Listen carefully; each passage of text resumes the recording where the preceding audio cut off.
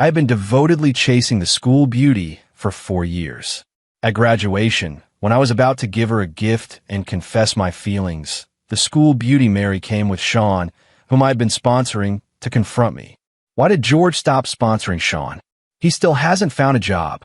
At that moment, for some reason, I couldn't face Mary's anger and quickly agreed to let Shawn join my father's company, Bright Future Corporation. Only then did Mary's anger subside, and she accepted the graduation gift. As for the confession, she brushed it off with, "Let's talk about it after you find a job." But I believed that as long as I found a job, it would be fine, so I forced my father to arrange for Mary to join the company, and even in a management position. However, Mary kept holding me back until my father's company was ambushed by competitors due to Monica and Shawn leaking secrets, leading to bankruptcy and liquidation. My father died in despair, and my mother couldn't bear the blow and passed away following him. Having lost everything, I eventually ended up on the streets and was run over and killed by a car hired by Shawn. With my last breath hanging on, I heard a sentence from Mary that completely broke my heart. "George, after being disgusted by him for 4 years, I can finally be free." The taste of blood still lingered in my nostrils as I opened my eyes, not seeing the cold street ground, but the pale white walls of the university dormitory. The cicadas outside were chirping so loudly it felt like they might explode, while Peter below me was grinding his teeth and snoring. I glanced at the time displayed on the phone beside me. I suddenly sat up, my heart pounding wildly in my chest. Wasn't this the last few days of my first semester at university when I was 19? At this moment, the phone screen lit up with a message popping up, marked as Love Mary. "George, my fountain pen is out of ink. Bring a black fountain pen over, the brand I usually use." The whole class knew that Mary never used gel pens, never refilled her fountain pen ink, and when she asked me to buy one, within about 15 minutes, a brand new fountain pen would appear before her eyes. Facing Mary, there was no greeting, no small talk, only an unquestioned command.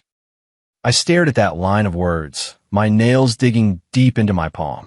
In my previous life, it was this message that made me run through 3 streets in a pouring rain to buy that damn pen she often used. By the time I appeared at Mary's classroom door, drenched from head to toe, I saw her accepting a pen from Shawn, one she had never used before, smiling brightly as she said, "Thank you." The pen in my hand was casually tossed to my deskmate by her. "Just right, didn't you say you needed a pen?" That was the first time I felt that my sincerity was like a joke. But at that time, it was like I was bewitched. Even knowing it was a joke, I still fawned over Mary for 4 years. From the moment I entered university until graduation, I have been her personal driver, free bodyguard, and emotional trash can. I thought my efforts would always warm her heart, until the last time she linked arms with someone else, Shawn. As I was on the brink of death, she said, "George, you've disgusted me for 4 years. This is what you get." Disgusted? I gave 4 years of my youth and all my passion, only to be met with the word disgusted. She accepted my gifts, rode in my luxury car, and carried a designer bag. Why didn't she feel disgusted then? "George, what are you daydreaming about?" "Did you see Mary's message?" Peter turned over and asked groggily, "Hurry up, or we'll get scolded again." I took a deep breath, suppressing the surge of emotions. I picked up my phone, my finger hesitated on the screen, then I opened WeChat and pressed the delete key. Not only did I delete WeChat, I also blocked that all-too-familiar phone number. Peter was so shocked he almost fell off the bed. "No, George, are you crazy? That's Mary. The school beauty. So many people tried to get close to her, but couldn't. That's their problem." I threw back the covers and got out of bed, my voice calm, without a trace of emotion. "From today on, I'm not serving anymore." Peter looked at me as if he had seen a ghost, his mouth open but no sound coming out. My roommates in the dorm heard this, and all looked at me in shock. After a moment, they seemed to understand something, and their expressions returned to normal. "Mr. George is going to have a childish tantrum with the school beauty Mary. I bet it won't even be an hour before Mr. George starts preparing gifts to make amends." I just smiled. These roommates didn't have bad intentions. They were just teasing, with a hint of frustration in their emotions. They had once advised me not to be so humble in love. People who like each other definitely can't stand seeing such humble behavior from one another. The only thing missing was saying it out loud. That those who are this humble are either backups or bootlickers. At that time, I was blinded by my own ignorance, unable to tell right from wrong. The boy in the mirror was tall and sturdy, with eyes that held a weariness and coldness beyond his years. This was me at 19, not yet worn down by 4 years of humiliation, still with a chance to start over. This time, I won't revolve around her anymore. When the bell for the early class rang, I walked into the classroom and headed straight to the empty seat in the last row. Usually this spot was deliberately reserved by me for Mary to put her bag, while I squeezed into the corner seat, ready to stand by it any time. When Mary walked in, she habitually looked toward the last row, only to find someone sitting in her seat, and I, who was supposed to be waiting by her seat like a lapdog, was lying on the desk as if I hadn't seen her. She frowned, walked over, and gently kicked my chair with the tip of her shoe. My seat. I slowly lifted my head, my gaze passing over her indifferently. Mary in freshman year was indeed dazzlingly beautiful, wearing a white shirt with a delicate bow tied at the collar, her long hair smoothly draped over her shoulders, her face carrying a hint of spoiled entitlement. In the previous life, I was completely dazzled by this appearance, but now, all that remains is full-hearted mockery. This is the classroom's seat, not yours. After I said that, I lowered my head again and opened the textbook. Mary stood frozen, doubting she had heard wrong. George, the George who always obeyed her, came when called and left when waved away, actually dared to speak to her in this tone. People around had already looked over, their whispers buzzing like mosquitoes. Mary's cheeks were a bit flushed, not from shyness, but from embarrassment. George, what do you mean? And where's my pen? Her voice rose a few tones, carrying a warning. I ignored her. I knew Shawn hadn't given it to her yet. Shawn was also waiting. Before I made a move to take out the pen, he would be the first to hand it to Mary. In the previous life, Shawn saw from afar that I arrived at the classroom door and immediately took out the cheap pen he had prepared in advance to give to Mary.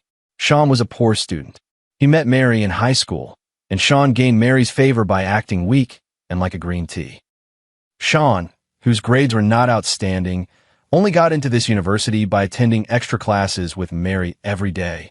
After being reborn, I realized that all the bootlickers are just stepping stones for the white moonlight. Their only purpose is to be stepped on. Seeing that I kept silent, Mary looked displeased and her tone became more intense as she questioned me. Yesterday, Shawn and I went out for a late-night snack. You got mad at me just because I didn't watch the movie with you? Isniero, Mel, give me a break. Mary scoffed. Don't think that by acting like this, you can have me all to yourself. You have no vision at all. I almost couldn't hold back from laughing. Is this self-righteous woman stereotype really that deeply ingrained? Just at that moment, Shawn came over to Mary's side, his voice carrying a hint of gentleness. To me, it sounded like the exclusive tone of a manipulative guy. Mary, don't blame George. He might have just forgotten. I saved a bit of money, just enough to buy this pen. You take it and use it. Don't blame George anymore. Mary looked at the ordinary pen. Although it wasn't the model she wanted, seeing that it was from Shawn, a smile appeared on her face, one she had never shown me before. Shawn, you are already struggling, and you still think about me like this, Mary said, glaring at me fiercely. George, transfer Shawn $1,000 later.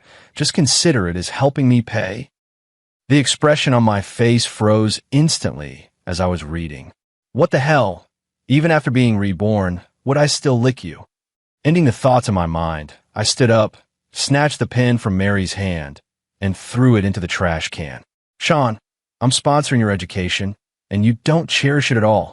Is this how you waste money? Shawn was stunned. Mary didn't react either. I continued. I won't support your tuition and living expenses anymore. You don't know how to save money. People like that don't deserve it. Shawn was stunned for a moment, looking at Mary with a wronged expression. Mary glared at me angrily and raised her voice. George, if you dare cut off Shawn's support, don't regret it later. You better think carefully about the price you'll pay to appease me then. Her words made me frown deeply. What's wrong with this woman? I really must have been blind before. Peter, my roommate beside me, whispered, George, don't. Otherwise, it'll be hard to meet Mary's demands later. Mary also noticed my furrowed brows and thought I was about to give in, a smile curling at the corners of her mouth. Shawn noticed too, wearing an expression as if watching a good show. At that moment, a plainly dressed girl, her face still beautiful without any makeup, wearing black-rimmed glasses that didn't look out of place at all, always walked into the classroom with her head down, holding a book. My gaze swept over, and suddenly a scene from my past life flashed through my mind. Lily, before my family went bankrupt and before Mary and the others persecuted me, was the only classmate who helped me. She took care of my parents' affairs and found me a place to live. Although I didn't know why this girl did all that, now that I have been reborn, if this girl doesn't cherish it, then why bother being a sycophant? Lily sat on the right side, and because she had little presence in the class, she also sat at the very back. I hadn't noticed before that she was sitting alone. I ignored the expressive looks from Mary and Shawn. I directly took my textbook and sat down next to Lily. We're desk mates now. It won't affect your studies, right? Lily was stunned for a moment, stammering and unable to say a word for a long time. Seeing this, I felt at ease and took my seat without hesitation. Mary's curled lips suddenly drooped, her mind filled with question marks.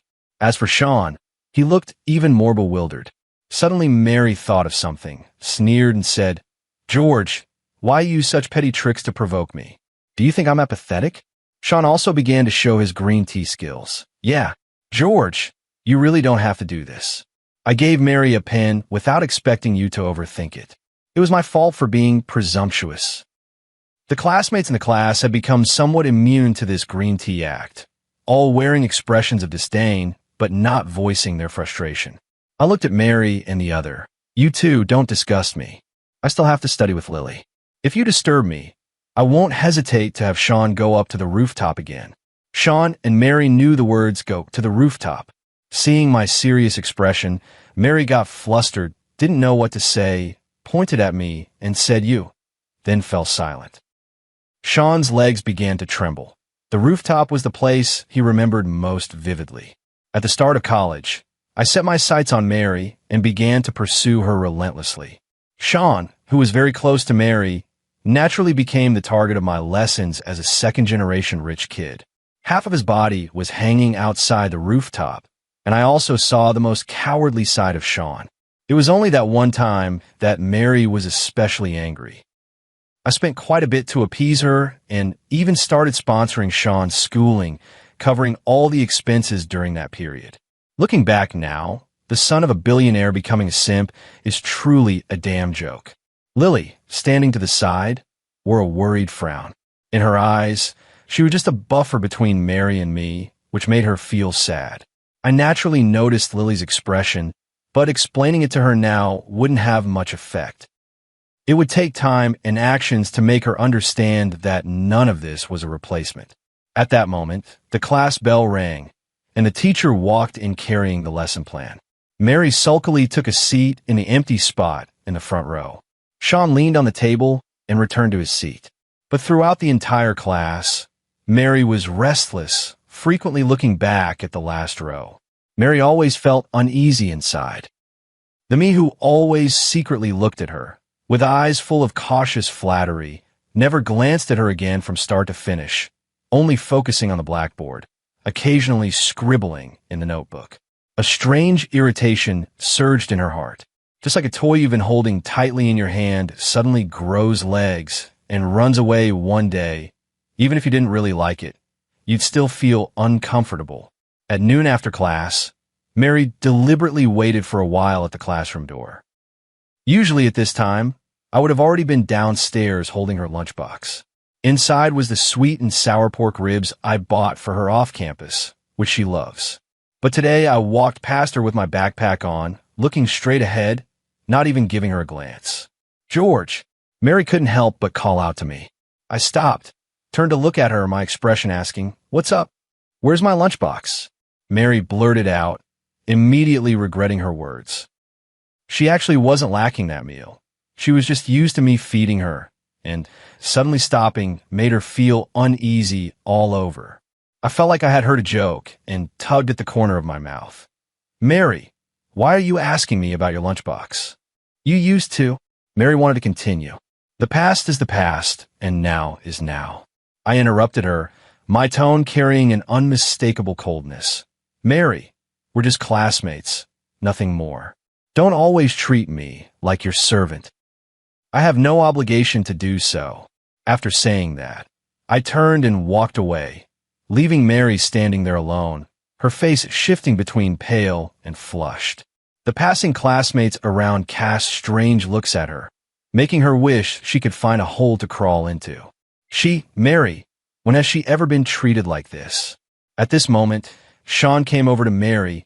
"Mary, what's going on with George this time? He looks like he's serious."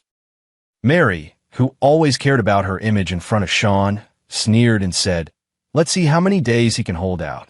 I won't let him buy me bags or phones to make up for it like last time, when he only lasted a day. This time, I definitely won't forgive him so easily." Lily, holding her books, passed by them and naturally overheard their conversation. Lily's feelings were complicated. I am tall and handsome, and by a casual gesture once, I helped her out a lot. She remembered everything in her heart, but now she didn't want to become a tool because of the issues between Mary and me. At this moment, Lily was a bit at a loss, walking quickly but not paying attention to where she was going. Bang! Lily collided head-on with me just as I turned around. Books fell. Lily was still in a daze, while I had already bent down to help pick up the books. Lily looked at the books scattered all over the ground, her cheeks instantly flushing, and hurriedly crouched down to pick them up. Sorry. I was distracted and didn't watch where I was going. I had already picked up the bottom book, Linear Algebra, before her, and my eyes caught a boy drawn with a gel pen. I looked at the young man and felt he seemed somewhat familiar, but I didn't think much of it. When I looked up, there was a hint of a smile in my eyes. "It's nothing. The cover of this book is pretty cute. Did you draw it yourself?" Lily took the book and realized it was the one she had drawn of me, her ears turning even redder. "I just drew it casually. Sorry about bumping into you. You didn't hurt yourself, did you?" "I'm tough and thick-skinned," I said as I handed over the last book. Lily nodded shyly, tightening the arms holding her books. I smiled and took a half step back to make way for her. "Next time, don't keep staring at your toes while walking. You might bump into someone again." Lily responded with an, "Oh," and at that moment, she suddenly felt that I wasn't ignoring her like usual and couldn't help but chuckle. And I saw all of this clearly. Lily slowly looked up, her gaze meeting mine. She lowered her head, her ears turning bright red, hugged her books, and hurried forward. Lily walked a few steps, then looked back and saw that I was still standing in the same spot. I suddenly raised my hand and waved. Lily turned around and quickened her pace. And just as Mary was coming out of the classroom, she saw this scene and suddenly felt a wave of unease in her heart. But she still thought I was doing it on purpose to show off to her. "George, don't act like this or I'll get jealous. Unless you apologize properly and satisfy me, I definitely won't forgive you." However, in the following days, I completely disappeared from Mary's world. Her water cup was empty, and no one silently refilled it for her like before. She forgot her homework notebook at home, and no one risked failing the class to pass their own notebook to her anymore. On rainy days, she didn't bring an umbrella and stood at the school building in trance waiting for a long time. The figure who used to always shove an umbrella to her and run off in the rain never appeared. What was even harder for her to bear was that I seemed to have become different. I went back home once and saw my still vibrant father and my mother, full of love, with tears in her eyes. This time, I didn't hide what happened at school and told my parents that I was no longer pursuing Mary. My parents had met Mary a month ago. At that time, I strongly insisted that Mary come home with me to meet my parents, also to show off how beautiful my girlfriend was in front of them. That trip home also cost quite a bit to bring Mary back. After meeting Mary, my parents realized that Mary had no feelings for me at all. Naturally, they could guess the reason why Mary came back with me was because I was willing to spend money. Now hearing that their son had actually figured it out, my parents were somewhat surprised. After all, every time I came home, I never cared about how they were doing. I only kept praising Mary. My parents didn't say much either. At that time, I was in a love-struck state, wholeheartedly acting like a simp. Even if my parents said something, I naturally wouldn't take it to heart. At this moment, seeing the resolute look on my face, both my parents felt somewhat relieved. After all, they could see that their son was being kept as a backup, and it pained them as well. "George, what do you want to eat tonight? Mom will cook for you. The servants at home can't make food with Mom's taste." I looked at my mother and the smile on her face, and a wave of guilt washed over me. Fortunately, having been reborn, I won't let any of this happen again. I took a few days off and came back home to reassure my parents and also to talk with them more. After all, in my previous life, I was completely focused on Mary throughout my 4 years at university and never really cared about my parents' feelings. At that moment, my father suddenly said, "George, when it comes to dating, we won't stop you, but you must remember, if two people like each other, her eyes will definitely have you in them." I smiled and nodded. After that, my father and I talked a lot, and I unintentionally mentioned some projects that were beneficial to the company from my previous life. My father looked at me, somewhat unable to believe it. Just as I was about to say something, I immediately interrupted. "Dad, it's time to eat. Let's hurry and try Mom's cooking to see if it's gotten better." Time at home passed quickly. During that time, I also kept in touch with Lily. After all, we were in the same group, so exchanging contact information was very easy. After chatting a few times, Lily gradually started to talk a bit longer. After chatting for a while, I still used studying as an excuse and said goodbye. 3 days later, I returned to school. I no longer followed what Mary used to say, not to wear too expensive clothes so as not to outshine Shawn. This was also because Shawn's jealousy made him act like a green tea in front of Mary. But now, I no longer cared about Mary's feelings, nor did I care about Shawn's mood. Today, I no longer wore ordinary clothes, but changed into the outfit my mom specially bought for me, and my hair was cut neat and tidy. I no longer kept my head down like before, always thinking about what surprise to give Mary and how to make her happy. I walked with my back straight and my eyes bright. As soon as I entered the classroom, I had a brand new phone in my hand. While chatting with Lily, I noticed her phone kept freezing and had static noise, so I thought about getting her a new one. Lily's family isn't wealthy, and she is very frugal herself. She is also an excellent student both in conduct and academics at school. As soon as I walked into the classroom, I attracted quite a few glances. The phone in my hand, worth over $10,000, looked very eye-catching. In the classroom, Mary's best friend Vivian was looking at me with eyes full of mockery. In their eyes, I was just here to apologize and appease Mary.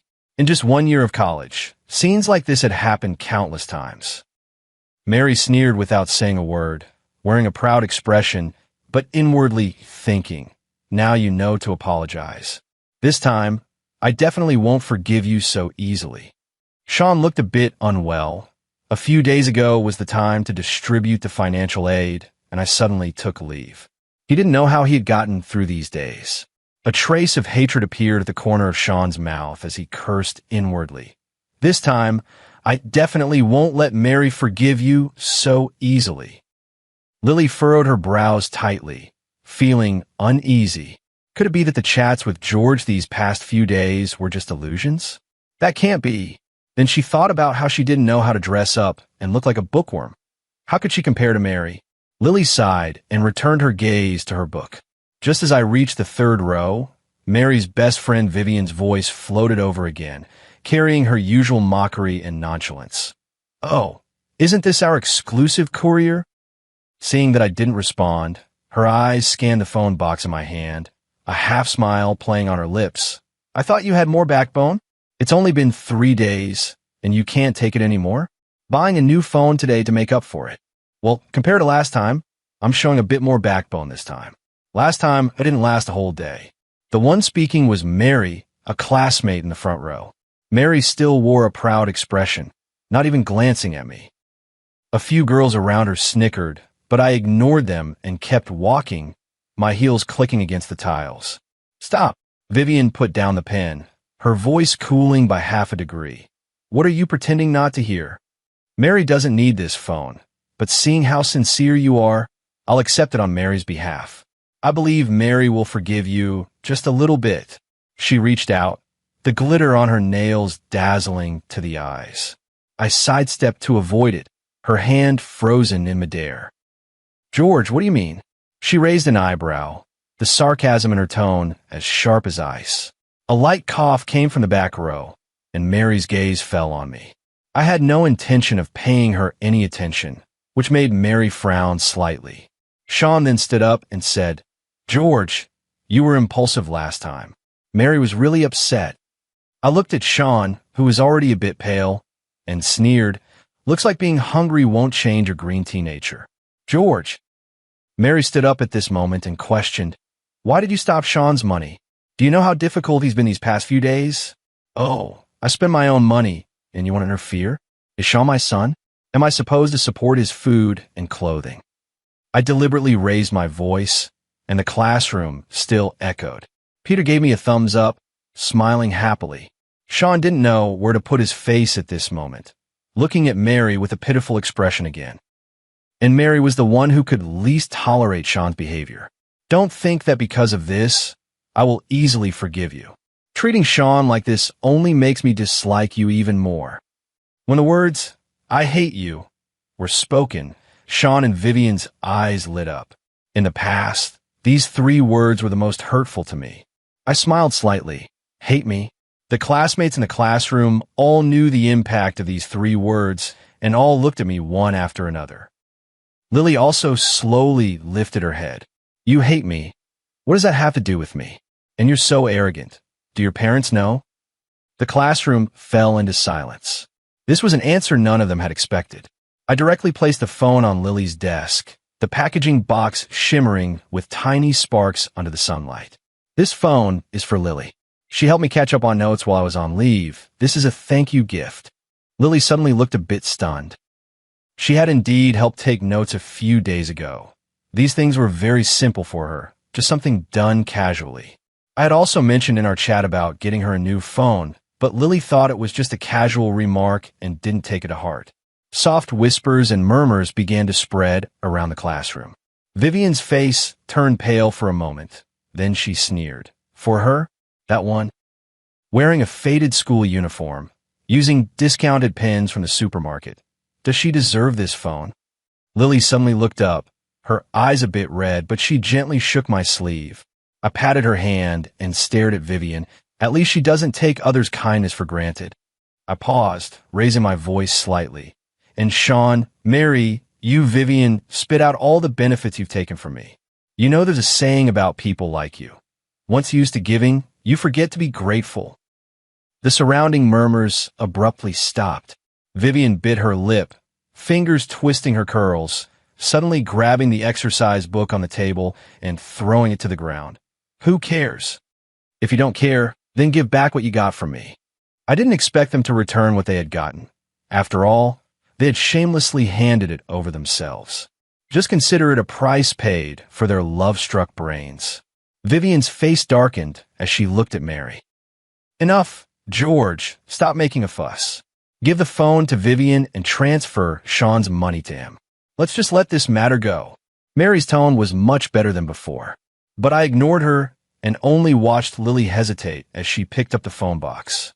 She looked up at me, seemingly to confirm if it was meant for her. I nodded, giving an affirmative answer. Lily whispered, Actually, I don't need something this expensive. It's not expensive, I smiled, for someone worth it. Nothing is expensive. The harsh sound of a chair scraping against the floor came from behind me, but I didn't turn around. Mary saw that I was completely ignoring her and became anxious. George, what are you still being stubborn about? I've already given you a way out. At that moment, I turned around and said, Mary, what kind of relationship do we have? Do I need you to give me a way out? Don't think of yourself as that important. Honestly, you and Shawn are actually a perfect match.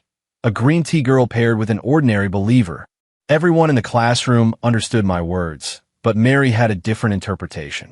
Saying that with your mouth, but you're still jealous of Shawn and me.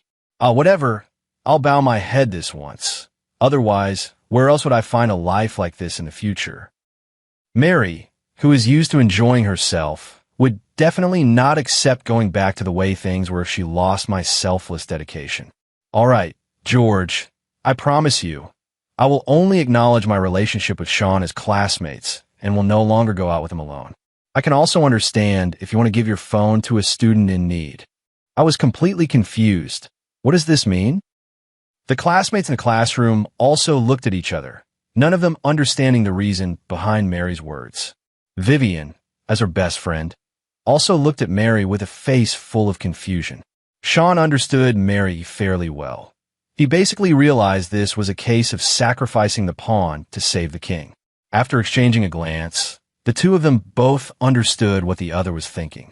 Mary abandoned me to protect George, the money bag. If he's protected, naturally his benefits won't be few. As for the sponsorship, after this matter, it's still just a word from Mary. Still puzzled, I saw the exchange of glances between the two and suddenly realized something, a smirk tugging at the corner of my mouth. Mary's comprehension really is different. She actually thought I was jealous of Shawn. Hey Mary, what are you thinking about? What does your relationship with Shawn have to do with me? Watch your words, don't let other students misunderstand again. After saying that, I deliberately glanced at Lily. Lily caught my gaze, and her ears instantly turned red. Mary was about to say something when the teacher walked into the classroom. Lily and I became desk mates, and the whole class was very fulfilling. Meanwhile, Mary in front looked listless, occasionally glancing at the spot where Lily and I sat. The teacher called her name countless times during the class, and only then did the class finally end. After the last class, Mary was about to talk to me, but my roommate immediately pulled me away to the playground to play basketball. Originally, my height was already good, and my basketball skills were good enough to make the school team. But in my past life, I was completely focused on Mary, and besides being a sycophant, I was nothing else. Basketball court. Sunlight poured down on me, sweat trickling down my jawline, my movements smooth and handsome, causing a few girls on the sidelines to quietly scream. The smile I flashed after scoring was confident and dazzling, a side of me she had never seen before. Mary realized that I am not just someone who follows her around to flatter and please her. I can also shine so brightly. This realization made Mary feel inexplicably uneasy. Lily, holding a book, quietly sat in the spot with the best view of the basketball game, watching with a smiling face. She felt an inexplicable joy in her heart, and when I saw Lily, I would occasionally wave to her. Lily looked at me seriously. She was starting to believe that I was sincere. Thinking of this, a blush appeared on Lily's face, reflecting the sunset. Mary was unwilling to accept this scene. She began to approach me intentionally and unintentionally. After class, she deliberately created accidental encounters, even actively using her body to get close to me. She wanted to awaken my old feelings. George, do you still remember the last time you helped me fix a chair? Your hands were all scratched back then. During military training, when we first met, I was punished by the instructor and you ran 3 kilometers for me. In the end, you almost fainted. I don't remember. Without looking up, I picked up my things and went over to Lily, pulling her along as we left the classroom together. Watching the smiles on Lily's and my faces, she finally watched our backs grow farther and farther away. Mary's face showed loneliness. This was also the first time she felt panic. It seemed like she was really going to lose the person who had always revolved around her. Mary gritted her teeth. No, George must be trying to upset me. In a few days, he'll come back and apologize to me. Shawn appeared in front of Mary without her noticing when. Mary, it can't go on like this. We could try being together. Since he can use Lily as a cover to make you angry, you can fight fire with fire. Don't you know what kind of person George is? He has a very strong possessiveness over you. If we pretend to be a couple and show affection in front of George, let's see if he can stand it." Mary suddenly laughed. "How did I not think of that?" Shawn's mouth curled up slightly. He also wanted to win Mary over, and Mary was indeed more responsive to his approach. Every time he faced me, his green tea act always gave him the upper hand. Mary also had feelings for Shawn, but she didn't want to lose me as a source of money. The two hit it off immediately. Soon, everyone knew that Shawn and Mary held hands going to and from class. The two even made a point of showing off their affection right in front of me, having a second chance at life. How could I not be aware of their little schemes? Their flirtatious glances didn't look acted at all, while I continued chatting and laughing with Lily.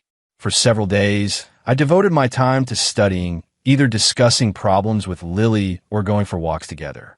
The final exams were approaching, and I confessed to Lily, but she said she would agree only if I could rank in the top 5 of the class.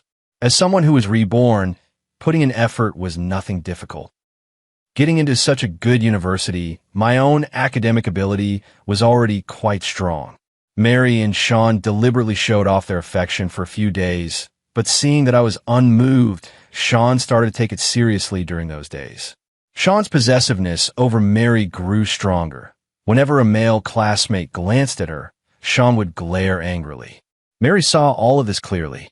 In the classroom, Mary sat in the front, her fingers tightly clutching the edge of her clothes. She suddenly realized how blind she had been before. She only saw my attempts to please her, but never responded to my feelings. It's not that I couldn't live without her. It's just that at that time, I regarded her as my whole world. And when I withdrew my gaze and looked further ahead, Mary finally realized that she had actually been living in my light all along. That night, Mary experienced insomnia for the first time. She grabbed her phone, wanted to send me a message, only to find that she had long been blocked.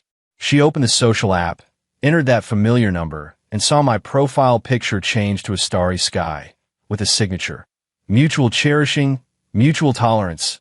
What we gain is the best love." Mary's heart felt as if it had been fiercely squeezed by something, hurting so much she could hardly breathe. She started to take the initiative. She knew I liked playing basketball, so she bought the most expensive basketball and handed it to me while I was playing. "George, this is for you." I didn't even look at it. "No need, I have one." She knew I loved the wontons from the shop at the school gate, so every morning she queued up and brought them to me. "Eat it while it's hot." I shook my head. "Thanks, I've already eaten." Mary blocked me after an evening self-study session, and I signaled Lily to go ahead. Lily pressed her lips together, nodded, and left. I looked at Mary, my eyes calm and steady. "Mary, what exactly do you want?" Mary was anxious, her voice tinged with tears. "George, I know I was wrong before. I shouldn't have bossed you around or taken your kindness for granted. I was just used to having you by my side, and I don't know how to live without you." This was the first time Mary showed weakness in front of me, even a hint of pleading. In the previous life, I probably would have been overjoyed and immediately agreed. But now I just felt ironic. "Mary," my voice was soft, yet carried an undeniable firmness. "You're not used to me. You're used to having someone who obeys your every word. You're not dependent on me. You're dependent on the feeling of being the center of attention and the comfortable life I provide for you." Mary paused, and I looked at her reddened eyes as I continued. "I used to revolve around you because I was foolish, mistaking your indifference for a response, your exploitation for care. But now I'm awake.